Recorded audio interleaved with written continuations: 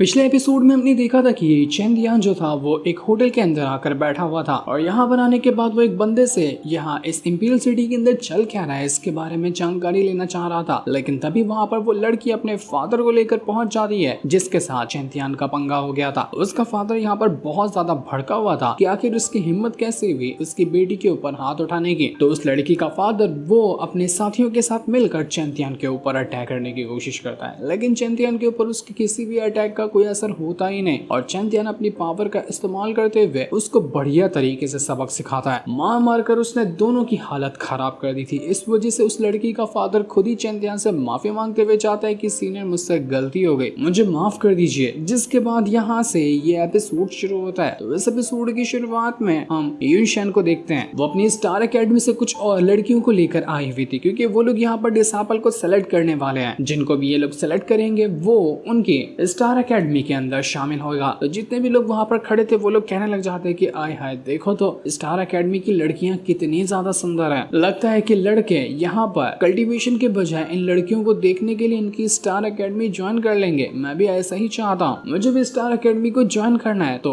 वो जो यूनिशन थी वो यहाँ पर कहने लग जाती है कि जिसको भी हमारी स्टार एकेडमी को ज्वाइन करना रहेगा और जिसने भी हमारी स्टार एकेडमी को ज्वाइन किया तो हम उनको टॉप लेवल के वेपन और कुछ पिल्स वगैरह देंगे जिनसे वो अपनी आगे की कल्टीवेशन कर सकते हैं। यही हमारी तरफ से गिफ्ट होगा आप सभी डिसेबल के लिए। तो ये सुनकर होली एकेडमी का एक एल्डर जो था वो यहाँ आकर कहने लग जाता है यूनिशन से कि क्या सबको गरीब समझ के रखा है, ये मामूली सा वेपन और हल्की फुल्की पिल देकर तुम डिसेबल को लालच दे रही हो कि तुम्हारे स्टार एकेडमी में ज्वाइन हो जाएंगे। ऐसा नहीं होगा। मैं यहाँ पर ऑफर देना चाहता हूँ कि जो भी हमारी होली एकेडमी को ज्वाइन करेगा उसके लिए एक स्पिरिचुअल रैल्म का गेट खोल दिया जाएगा। वहां जाकर वो आसानी से कल्टीवेशन कर सकता है और उन सभी बंदों को टॉप लेवल की मार्शल टेक्निक्स वगैरह दी जाएंगे। तो इसलिए सभी आओ और हमारी होली एकेडमी को ज्वाइन करो। तो ये सुनकर तो बाकी सभी के मन में लालच आ चुका था कि अरे वाह बात तो सही है, हमें होली एकेडमी ही ज्वाइन करना चाहिए। ये लोग कितनी अच्छी अच्छी चीजें देने को तैयार हैं। जिसके बाद वहां पर कुछ बंदे और आकर पहुंच जाते हैं। इनमें से एक का नाम फीफा और दूसरे का नाम वूदाओ था। उनको देखकर जो बाकी खड़े लोग थे वो लोग कहने लग जाते हैं कि जो फीफा है वो तो इस इंपीरियल सिटी की 4 जो सबसे बड़ी फैमिलीज आती है उनमें से एक फैमिली का सबसे ज्यादा पावरफुल बंदा है। हमने तो ये खबर सुनकर रखी है कि इसने होली एकेडमी को ज्वाइन कर लिया। अगर ये खबर सच है तो होली एकेडमी वालों के पास तो कितने अच्छे अच्छे डिसेबल वगैरह मौजूद हैं। उसी के साथ साथ वूदा जो है वो भी काफी ज्यादा स्ट्रॉन्ग बंदा है और इन दोनों ने ही होली एकेडमी को यहाँ ये सिलेक्शन का प्रोसेस होने से पहले ही ज्वाइन कर लिया है। अच्छी खासी लगता है कि डील दी गई होगी होली एकेडमी वालों की तरफ से इनको, तभी इन लोगों ने उसे ज्वाइन कर लिया। अब नहीं लगता कि होली एकेडमी का कोई भी मुकाबला रह गया है। स्टार एकेडमी तो यहाँ पर कुछ नहीं कर पाएगी। फीफा जो था वो यहाँ पर आकर यूनिशन से कहने लग जाता है कि आय है जितना मैंने आपके बारे में सुना था ना आप तो उससे भी ज्यादा सुंदर निकले। मुझे तो समझ नहीं आ रहा कि आखिर ये घटिया स्टार एकेडमी वाले आप जैसे सुंदर मोहतरमा से इस तरह के काम क्यों करवा रहे। आपको तो महल में जाकर रानियों की तरह रहना चाहिए ना। अगर वहाँ पर इस तरह का बर्ताव आपके साथ किया जा रहा है तो मैं आपका राजकुमार हाजिर हूँ, आइए मेरे साथ चलिए, मैं आपको बिल्कुल रानियों की तरह रखने को तैयार हूँ क्योंकि आपकी सुंदरता ने मेरा मन मोह लिया है। तो यूनिशन कहने लग जाती है कि अपनी जुबान संभाल के बात करो, ये मैं किसी की जबरदस्ती करने पर नहीं कर रही हूँ काम, बल्कि ये मेरे ड्यूटी है, मेरे ऊपर जिम्मेदारी है स्टार एकेडमी को संभालने के लिए, तो इसलिए मैं यहाँ पर आई हूँ। लेकिन बेवफा तो यहाँ पर सुनने को तैयार ही नहीं था। वो और ज्यादा यूनिशन के करीब होने की कोशिश कर रहा होता है। ये देख कर स्टार एकेडमी की बाकी जितने भी बंदे थे वो लोग अपने अपने वेपन को निकाल कर तैयार हो चुके थे ताकि उस फीफा से फाइट कर सके कि उसकी हिम्मत कैसे हुई यूनिशन को हाथ लगाने की। लेकिन जितने भी लोग उसके ऊपर अटैक करते वो उनके अटैक को रोक लेता और उनसे कहने लग जाता है कि लगता है स्टार एकेडमी के अंदर इसी तरह के लूजर भरे हुए हैं, किसी को कुछ करना तो आता नहीं, इसलिए आज तो मैं इस यूनिशन को अपने साथ ही ले जाऊंगा। लेकिन वो कुछ कर पाता कि तभी एक अटैक आकर लगता है उस फीफा के ऊपर जिस वजह से वो दूर जाकर फेंका चुका था।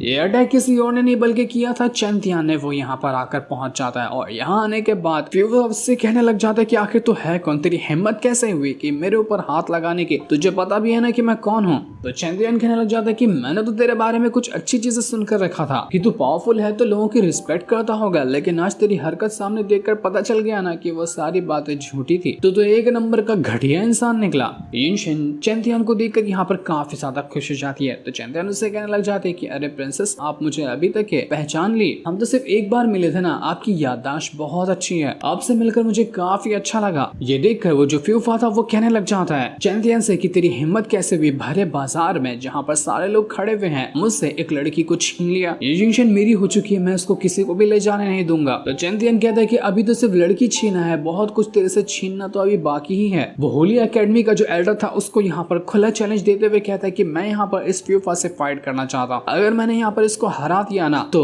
होली एकेडमी की जो कोर डिसाइपल की पोजीशन है वो मुझे चाहिए, क्योंकि ये फ्यूफा वहाँ का एक कोर डिसाइपल है। कोर डिसाइपल को हराने पे मुझे वही पोजीशन चाहिए, क्या तुम दोगे? तो एल्डर कहने लग जाता है कि देखो मैं देने के लिए परेशान नहीं हूँ, मैं तुम्हें दे दूंगा, लेकिन ये चीज ना तुम्हारी जान पे भारी पड़ने वाली है, क्योंकि तुम नहीं जानते कि फ्यूफा का लेवल क्या है, वो कितना स्ट्रॉन्ग है, और तुम एक मामूली से बंदे उससे फाइट करने जाओगे ना तो तुम्हारी जान खतरे में आ जाएगी। पर तब भी तुम उसको हरा देते हो तो बिल्कुल मैं तुम्हें होली एकेडमी के कोर डिसाइपल की पोजीशन देने को तैयार हूँ।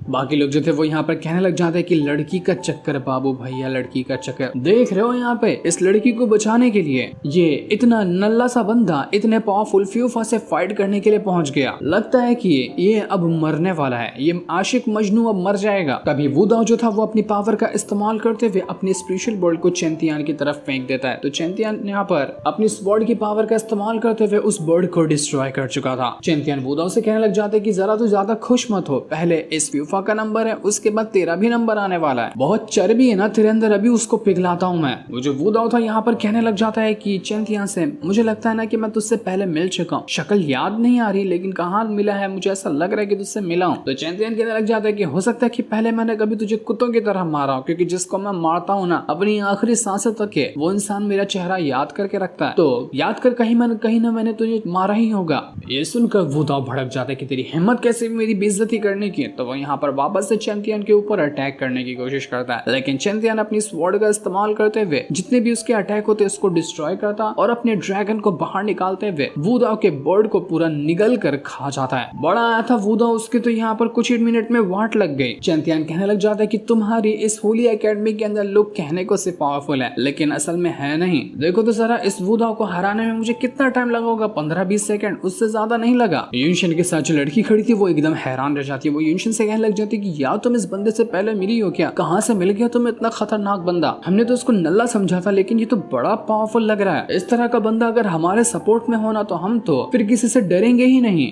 फ्यूफा वुदाओ से कहने लग जाता है कि तूने मुझे यहाँ पर सबके सामने बेइज्जत कर दिया, अबे तू किस काम का है, किसी काम का नहीं है तू, मुझे लगा कि तू अच्छा खासा पावरफुल बंदा होगा लेकिन तू तो इतनी जल्दी इससे हार गया, लगता है कि अब मुझे ही कुछ करना पड़ेगा। इसके बाद फ्यूफा जो था वो यहाँ पर आकर चेंतियान से कहने लग जाता है कि आज इस सिलेक्शन प्रोसेस को शुरू करते साथ ही सबसे पहले एक इंसान की जान जाएगी, अब वो इंसान होगा तू। मैं फ्यूफा आज अपनी पावर का इस्तेमाल करते हुए इस बंदे की जान ले लूंगा, इसलिए तू मेरा नाम हमेशा याद रखना कि तेरे को कुत्तों की तरह मारने वाला मैं ही हूँ। तो चेंतियान कहने लग जाता है कि हाँ फूफा जी मुझे याद है कि तेरा नाम क्या है। तो ये सुनकर फ्यूफा कहने लग जाता है कि फूफा किसको बोला बे, मेरा नाम फ्यूफा है, तुझे क्या मैं फूफा दिखाई देता हूँ? तो चेंतियान कहने लग जाता है कि ओ अच्छा तेरा नाम फीफा वर्ल्ड कप है, ठीक है मुझे याद रह जाएगा कि तेरा नाम फीफा है। तो फ्यूफा कहता है तेरी तो तुझे कान में दर्द है क्या, अबे फ्यूफा सही से बोल मेरा नाम वरना और मारूंगा। सबके सामने चेंतियान ने उसके नाम की ही बेइज्जती कर दी थी, जिस वजह से फ्यूफा बहुत ज्यादा भड़क जाता है। वो कहता है कि आज तक जिंदगी में किसी की हिम्मत नहीं हुई जो मेरा नाम बिगाड़ कर मुझे पुकार सके, लेकिन तूने ये काम किया, तुझे छोड़ने नहीं वाला हूं मैं। तो वो अपनी पावर का इस्तेमाल करते हुए उसके पास किसी तरह का फ्लावर था उसको डिस्ट्रॉय करते हुए उसकी पंखुड़ी को चारों तरफ फैला देता है और उसके अंदर उसने चेंतियान को घेर लिया था। इस चीज को देखकर जितने भी लोग थे वो लोग यहाँ पर घबरा जाते हैं कि इस फ्यूफा ने तो पहले बार के अंदर ही सबसे खास अटैक को रेडी कर लिया। युनशन भी चेंतियान से कहने लग जाती है कि चेंतियान जरा संभल के, ये इसकी जो फ्लावर्स की पंखुड़ी है ना ये बहुत खतरनाक है, ये किसी को भी अलग अलग तरह के इल्यूजन्स दिखा सकती है, फिर तुम्हें समझ ही नहीं आएगा कि किस तरह का अटैक तुम्हें कहां से आकर लग जाता है, थोड़ा संभल कर रहना। चेंतियान भी कहता है कि आपका बहुत बहुत शुक्रिया मुझे वार्निंग देने के लिए, लेकिन मुझे पता है कि मुझे यहाँ पर क्या करना चाहिए। इसके बाद फ्यूफा जो था वो अपनी पावर का इस्तेमाल करते हुए उन पंखुड़ियों को चेंतियान की तरफ फेंकने लग जाता है जिसने चेंतियान को पूरी तरह से घेर लिया था। चेंतियान को यहाँ पर पहले तो वो सोचने लग जाता है कि इस अटैक से बचे कैसे, और थोड़ी देर सोचने के बाद वो जैसे ही अपनी स्वॉर्ड को यहाँ पर चलाता है कि जितनी भी पंखुड़ियां थी वो यहाँ पर डिस्ट्रॉय हो जाती है। चेंतियान कहने लग जाते हैं कि कहा था ना मैंने कि ये किसी काम का नहीं है, देखो तो ये पंखुड़ी कितनी आसानी से यहाँ पर डिस्ट्रॉय हो गई। पर ये चेंतियान की गलतफहमी थी, पीछे से अचानक में यहाँ पर फ्यूफा आ जाता है और पूरा का पूरा अपना हाथ घुसेड़ देता है चेंतियान के आर पार, जिस वजह से चेंतियान को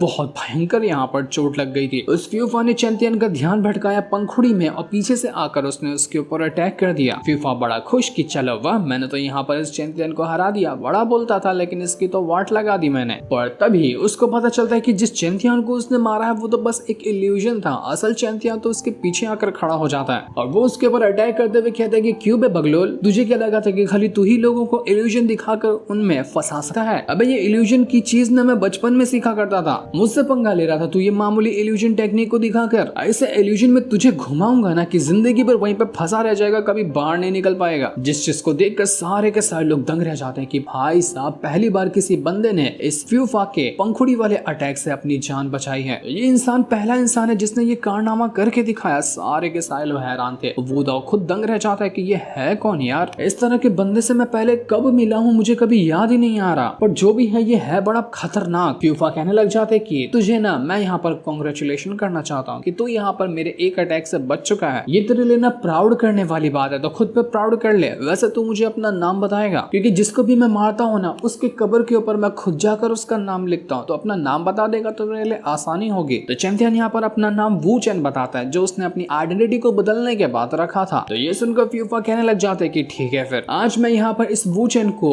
मार कर इसकी कब्र को बनाने का काम करने जा रहा हूँ और यहाँ पर सभी के पास एक खास अपॉर्चुनिटी होगी मेरे सारे अटैक को देखने की, क्योंकि इससे पहले मैंने इतने अटैक का इस्तेमाल नहीं किया था जितना आज करने पड़ेंगे, क्योंकि मुझे कभी जरूरत ही नहीं पड़ी। तो सारे लोग आंखें खोल कर देखिए कि असल में मैं हूँ कितना पावरफुल। ये फ्यूफा तो खुद की ही तारीफ करने में मानो की किताबें लिख दे। इसके बाद वो अपनी पावर का इस्तेमाल करते हुए एक बहुत ही खतरनाक फ्लावर फॉर्मेशन क्रिएट कर लेता है और उस फॉर्मेशन के अंदर उसने चैंतियन को फंसाने की कोशिश कर रहा था। फ्लावर फॉर्मेशन चैंतियन को चारों तरफ से घेर लेता है और उसके अंदर से चैंतियन बाहर ही नहीं आ पा रहा था।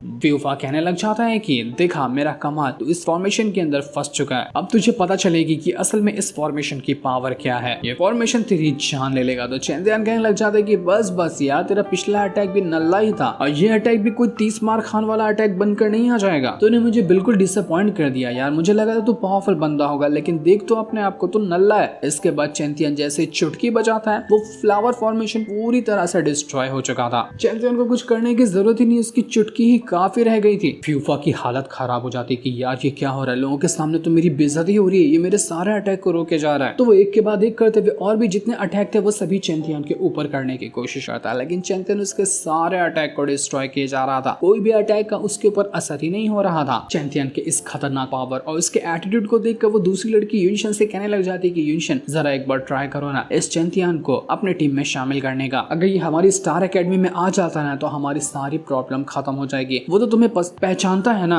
तो मेरे ख्याल से वो तुम्हारे कहने पर जरूर हमारी स्टार एकेडमी को ज्वाइन कर ही लेगा। एक बार प्लीज ट्राई करके देखो। तो यूनशन भी सोच में पड़ जाती कि हो सकता है मुझे एक बार ट्राई करना चाहिए, अगर ये हमारी स्टार एकेडमी में आता है तो ये बहुत अच्छी बात हो जाएगी। फ्यूफा जो था वो यहाँ पर चैंतियन से कहने लग जाते कि बस बहुत हो गया, अब मैं तुझे अपनी असली पावर दिखाता हूँ। तो इसके बाद वो यहाँ पर अपनी पावर का इस्तेमाल करते हुए अपनी डीमन स्पिरिट को समन करने लग गया था। उसके समन करते साथ ही वहां पर एक बहुत ही खतरनाक और काफी ज्यादा पावरफुल डीमन स्पिरिट आकर पहुंच चुकी थी, जो बहुत डेंजरस लग रही होती है। उसके अंदर से जो ऑरा निकल रहा था उसने पूरा माहौल ही बदल दिया था, मानो कि यहाँ पर रात हो गई हो। जितने भी बंदे यहाँ पर खड़े थे तुरंत अपनी पावर का इस्तेमाल करते हुए फटाफट से खुद को कवर करने लग जाते हैं, क्योंकि इस डीमन स्पिरिट के ऑरा के चपेट में जो भी आता है ना उसकी हालत खराब हो जाती है। वो फाइट करने के बजाय ऑरा से ही मर जाता है। सभी लोग फ्यूफा से कहने लग गए थे कि पागल तो नहीं हो गया ना, तू यहाँ पर सबको मारना चाहता है क्या, हटा ले अपनी डीमन स्पिरिट को यहाँ पर। लेकिन फ्यूफा तो कुछ भी सुनने को तैयार नहीं। उसको पता था कि उसकी डीमन स्पिरिट यहाँ पर चैंतियन की जान ले ही लेगी। तो वो अपनी डीमन स्पिरिट की मदद से चैंतियन के ऊपर अटैक करने की कोशिश करता है, लेकिन चैंतियन कहता है कि अच्छा तो ये समझ रहा है कि डीमन स्पिरिट मेरा कुछ बिगाड़ लेगी, अभी इसको दिखाता हूँ कि असल में पावर किसे कहते हैं। तो चैंतियन यहाँ पर अपनी पावर का इस्तेमाल करते हुए वहां पर खुद की एक पावरफुल टेक्निक को समन करने लग गया था, जिस वजह से उसके जो पंच होता है उसका एक बहुत ही बड़ा ऑरा से बना हुआ फिगर आकर पहुंच चुका था। उसका एक जायंट पंच होता है, उसने डीमन स्पिरिट के ऊपर अटैक करने की तैयारी शुरू कर दी थी। एक तरफ डीमन स्पिरिट तो दूसरी तरफ जायंट पंच होता है। दोनों के दोनों यहाँ पर आपस में टकराने को तैयार थे। चैंटियन अपनी पावर का इस्तेमाल करते हुए जैसे ही अपने पंच को